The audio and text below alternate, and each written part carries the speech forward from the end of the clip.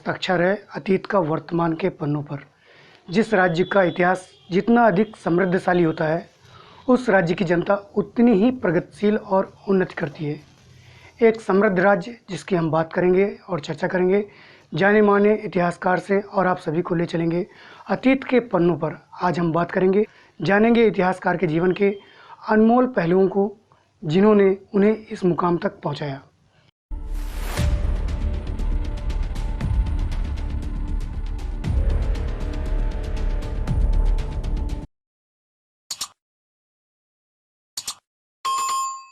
नमस्कार, मैं हूं डॉक्टर शैलेंद्र। सच तो सच है कार्यक्रम में आप सभी दर्शकों का स्वागत है।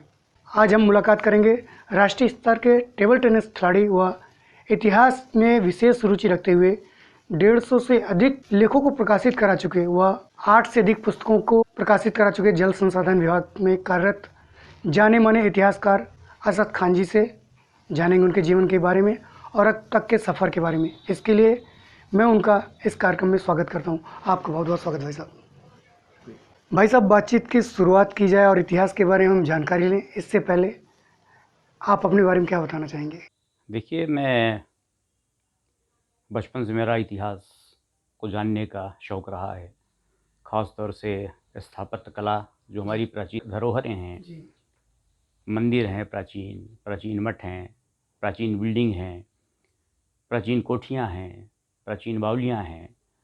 तो इन जगहों पर मैं बैठकर सोचा करता था उन शिल्पकारों के बारे में, उन इतिहासों के बारे में जो वर्षों तक नहीं आ सके थे। उनकी जानकारियाँ लोगों को मालूमात नहीं थी। उस नज़रिए से मैंने अपनी शुरुआत करी एक लेखन की तरफ।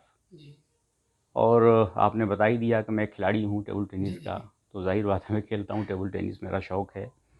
और इतिहास को जानने का मुझे बहुत शौक़ है, तो मैं उसमें लगा हुआ हूँ। जब आपका रुचि जो खेल की तरफ थी, फिर अचानक आप, चूँकि एक राष्ट्रीय स्तर के खिलाड़ी हैं और आपका रुझान विशेष खेल की तरफ था, तब आपने उस मुकाम को हासिल किया। देखिए, पहले तो मैं क्रिकेट खेला करता था क्लब स्तर पे, स्कूल कॉलेज स्तर पे। फिर जब मैं शासकीय सेवा में आ गया तो वक्त कम मिलने लगा, तो टेबल टेनिस खेलना शुरू कर दिया। और टेबल टेनिस में फिर मैं ऑल इंडिया लेवल पर मध्य प्रदेश की टीम से, सिविल सर्विसेज टीम से मैं ऑल इंडिया खेला हूँ। और मौजूदा वक्त में भी हम लोग मैं व्यक्तिगत रेगुलर प्रैक्टिस करता हूँ, खेलता हूँ, और किसी भी प्रतियोगिता में मैं हिस्सेदारी लेता हूँ और खेलता हूँ। लेकिन इससे मेरा जो इतिहास लेखन है या इतिहास जानने खोजने का जो शौक़ है, उसमें कोई भी बाधा नहीं आती है। ये फिर इतिहास की तरफ मोल्ड कैसे हो गया? इतिहास झुकाव होने की वजह है मेरे मरहूम दादा जनाब मोहम्मद खां साहब। मोहम्मद खां मेरे दादा थे और रीवा राज के बहुत बड़े मूर्तिकार थे, और पत्थर पे एक से खूबसूरत मूर्तियाँ बनाया करते थे। वो महाराजा वेंकटरमन सिंह, महाराजा गुलाब सिंह, महाराजा मार्तंड सिंह जी के काल में वो बहुत बड़े मूर्तिकार, ख्याति लब्ध मूर्तिकार थे। तो मैं उनको आदर्श मानकर, मैं उनकी बनाई हुई कृतियों को देखकर, उनकी बनाई हुई शिल्पकला को देखकर, उनके जो इंस्ट्रूमेंट तराशने के जो औजार हैं, मैं उनको देखकर इतना प्रेरित हुआ कि मैं भी पत्थर पे कुछ गढ़ने बनाने का शौक़ पाल लिया। तो छोटे मोटे नांदिया है और कुछ भी छोटे मोटे मैं बना लेता हूँ। तो मेरे जो आदर्श हैं, प्रेरणा स्रोत हैं, वो मेरे दादा मोहम्मद खां साहब हैं। और उनके बाद मेरे गुरु प्रख्यात इतिहासविद मरहूम जनाब प्रोफेसर अख्तर हुसैन निज़ामी साहब थे। उन्होंने फिर इतिहास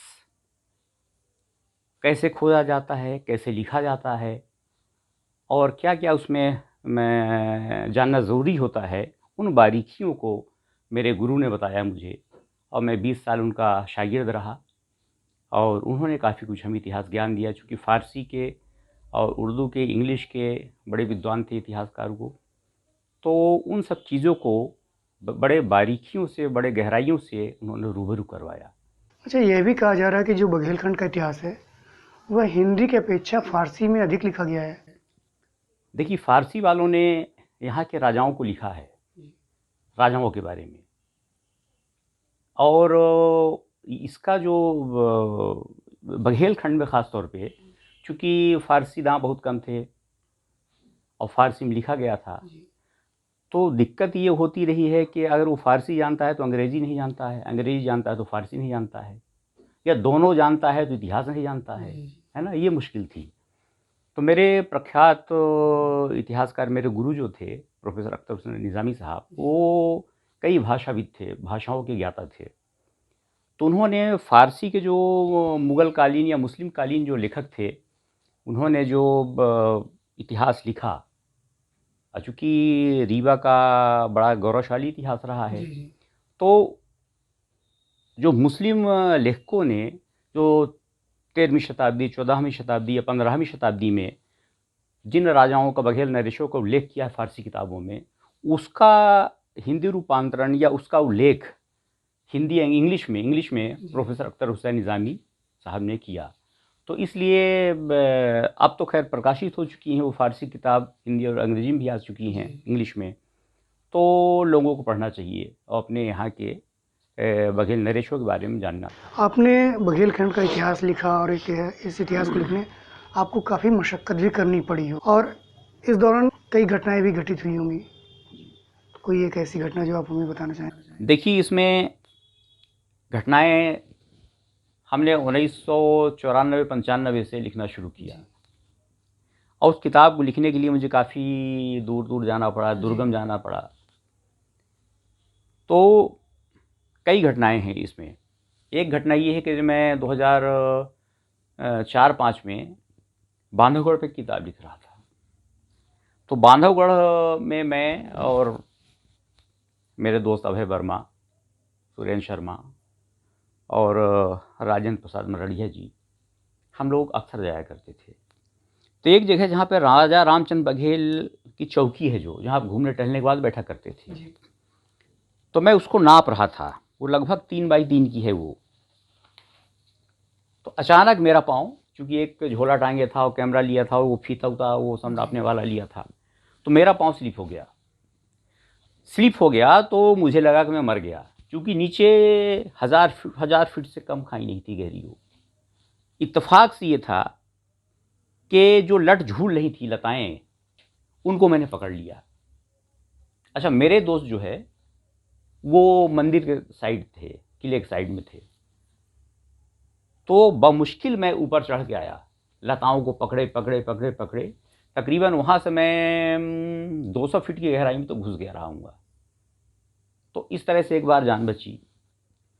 दूसरी घटना ये घटी कि जब मैं उसी सिलसिले में दूसरी बार मैं गया, तो किला जो बना हुआ है वो कलचुरियों के पहले का भी किला, गुर्जर प्रतिहार कालीन भी कुछ निशानात हैं। तो उसमें कई लोगों ने बनवाया। गुर्जर प्रतिहार कालीन भी किला का हिस्सा कुछ है, कुछ कलचुरियों का हिस्सा है उसमें, कुछ बघेलों ने बनवाया, मोती महल वगैरह। तो वो टूट चुका है, ध्वस्त हो चुका है, लेकिन उसकी दीवारें करीब 12-12 फीट 10-10 फीट उसकी दीवारें मौजूद हैं किले की।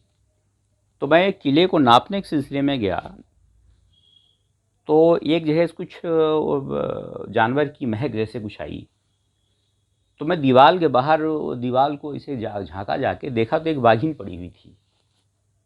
मैं दबे पाँव चुप पे आ गया, बाघिन पड़ी हुई थी वहाँ पे। एक तो ये घटना हुई बचे बाघिन से।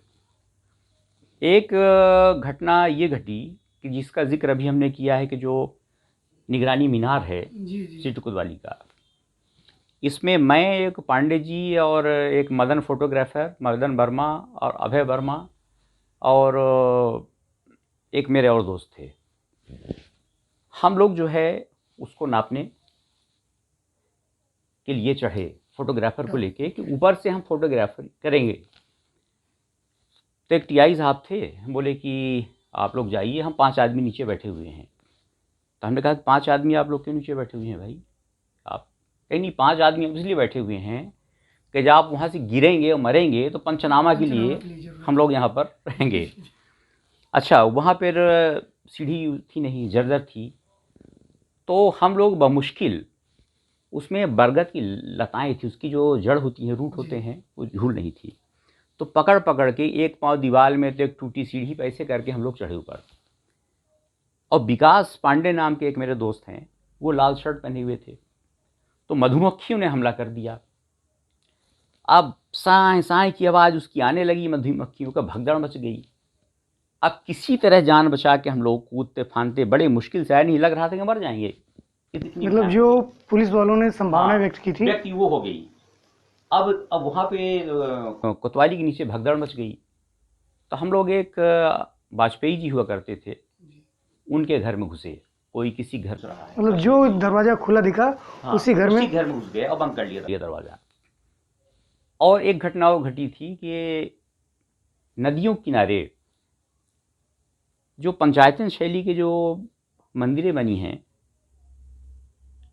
वो लमानों की बनवाई हुई हैं। हर नदी किनारे ठहरते थे और वहाँ शिवालय वो स्थापित करते थे। तो एक जगह ये निपनिया, जहाँ पे आजकल आयुर्वेदिक कॉलेज बना हुआ है, इसके पीछे एक मंदिर का नाप जोख कर रहे थे। तो लोग बताया करते कि वहाँ कोई भूत रहता है, बताते थे कोई भूत ऊत रहता है वहाँ पे, कोई नहीं जाता है। और मैं अकेला था उस दिन, तो एक हिस्सा उसका गिर गया, तो मैं कमर तक दब गया। इत्तेफाक से कि वो मुझे लगा नहीं, लेकिन कमर तक दब गया। अब आने में दिक्कत हो रही थी मुझे। तो एक चरवाहे को बुलाया हमने कि भाई आओ बचाओ मुझे, मैं फंस गया हूँ यहाँ पे। तो वो सोचा कि ये भूत बोल रहा है, क्योंकि भूत कहते भूत है वहाँ पे, दिमाग में था भूत है। बोले कि ये भूत बोल रहा है, भूत बुला रहा हमको। तो और तेज भगा वो। तो हमने देखा कि वो कोई टांगी, कोई हंसिया, कोई कुल्हाड़ी लेके आ रहे हैं, लोहे की चीज़। ऐसा लोगों की मान्यता है कि भूत जो है लोहे से भागता है। अरे साहब, भूत लोहे से क्यों भागेगा? पर ऐसा पुरान ज़माने में ऐसा मान्यता थी। उसमें एक हमारे मित्र भी थे। अच्छा, वो हमें मारने आ रहे थे, भूत को मारने आ रहे थे। उसमें उन्होंने देखा, पांडे जी ने, कि ये तो असद भाई हैं। तो बोले कि हाँ, ये भूत ना हुई, हमारे मित्र हैं ये। तो इस तरह से, तो कहने का मतलब ये है कि बड़ी विचित्र घटनाएं घटी हैं और जान से भी बचे हम। मतलब काफ़ी कुछ घटनाओं को देखना पड़ा, काफ़ी कुछ झेलना पड़ा। बहुत ज़्यादा। आपने काफ़ी इतिहास लिखा और लोगों को बघेलखंड के इतिहास से रूबरू कराया। इस दौरान आपका जो सफ़र रहा, उसको आप कैसा देखते हैं? इतिहास लेखन का सफ़र आसान नहीं था हमारे लिए, क्योंकि मैं लिखता तो था और छोटे दौर में मैं लेख लिखने लगा। तो जब लेख लिखने लगा तो लेख लेखन में मेरा जो काफ़ी वक्त ज़ाया होता था। और मैं ऐसा इंसान हूँ कि जिस चीज़ को लिखना है मैं उसी जगह पे स्पॉट पे ही बैठ के लिखता था, चाहे 4 घंटे लग जाए मुझे। मैं घर में कभी नहीं लिखा। मतलब उसकी जीवंतता बनाए रखने के लिए। अगर हम घर में आके लिखेंगे तो कुछ और होगा, सामने देखने से कुछ और होगा। तो बड़े मेहनत से मैं लिखता था। किसी इमारत को, किसी बिल्डिंग को, किसी प्राचीन मंदिर को, किसी कोठी को, किसी बावली को, तो अखबार में देता था। तो कई बार ऐसा हुआ कि मेरा नाम ही नहीं रहा उसमें, दूसरे का नाम आ गया उसमें। मैंने कहा भाई मेरा लेख है, आपने मेरा नाम ही डाला। बोले गलती से छप गया ये। तो इस तरह की गलतियां 10 बार हुई, 4-6 बार हुई। तो हमने कहा ये ठीक नहीं है, मैं किताबी शक्ल दूंगा। अब मेरे गुरु प्रोफेसर अख्तर हुसैन निज़ामी साहब ने मुझे प्रेरित किया कि तुम लिखो और किताब लिखो, और लेखन में बहुत ही बारीकी से अध्ययन करके लिखो। तो कई कठिनाइयाँ आईं, लोगों ने हतोत्साहित भी किया कि बड़े बड़े लेखक नहीं लिख पाए, तुम क्या लिखोगे, बेकार है, सब टाइम वेस्ट कर रहे हो, पैसा बर्बाद कर रहे हो। और रीवा महारानी परवीन कुमारी जी, महाराजा पुष्पराज सिंह जी ने मुझे प्रेरित किया काफ़ी। अब किताब तो लिख डाला, अब छपने में प्रॉब्लम थी। तो उसमें तत्कालीन आरटीओ बीरेन्द्र सिंह जी देऊर, उन्होंने मेरी बड़ी सहायता की। और सच मानिए तो उन्होंने मुझे स्टैंड किया, खड़ा किया एक इतिहासकार के तौर पे। और एक प्रेरणा और मेरे दोस्त विनोद तिवारी हैं। विनोद तिवारी जी मेरे सीनियर रहे हैं, हम लोग खेलने जाते थे साथ में। तो अब चूंकि सीनियर हैं तो एक वो रोब के तौर पे लिख डालो, ये न्यूज़ बना डालो, ऐसा ऐसा लिखना, लिख के बना डालो, अखबार में दे आना। मैं छोटा था, सबसे उम्र में कम था, लिखता गया। तो वो विनोद तिवारी मुझे मांझते गए, मैं लिखने में मंझता गया।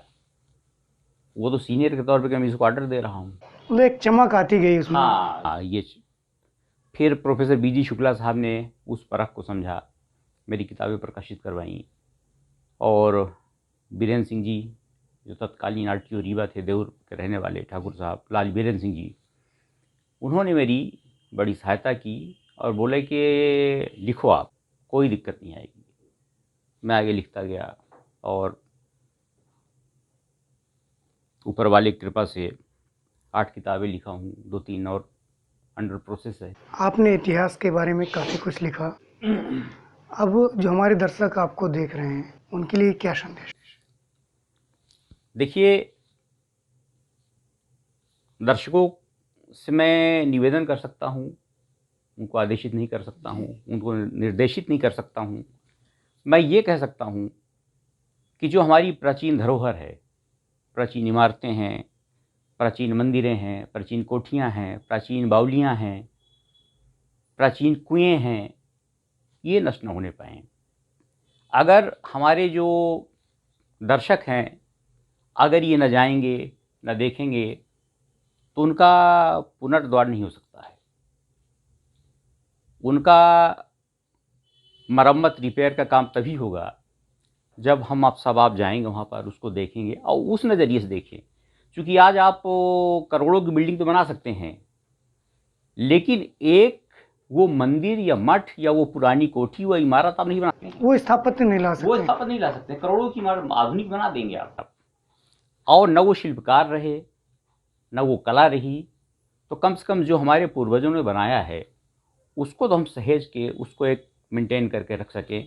हमारा आप सबसे यही निवेदन है। साथियों, हमारी खुशनसीबी है कि द डॉक्टर शैलेंद्र सो सच तो सच है में हमारे बीच जाने माने इतिहासकार असद खान जी ने अपना अमूल्य समय दिया। इसके लिए आप सभी की ओर से मैं उनको बहुत बहुत धन्यवाद देता हूँ। आपको बहुत बहुत धन्यवाद है साहब। सच तो सच है में बस आज इतना ही। कुछ और हस्तियों के साथ आपसे मुलाकातें होती रहेंगी। तब तक के लिए हमें इजाज़त दीजिए। नमस्कार, आदाब, सत श्री अकाल।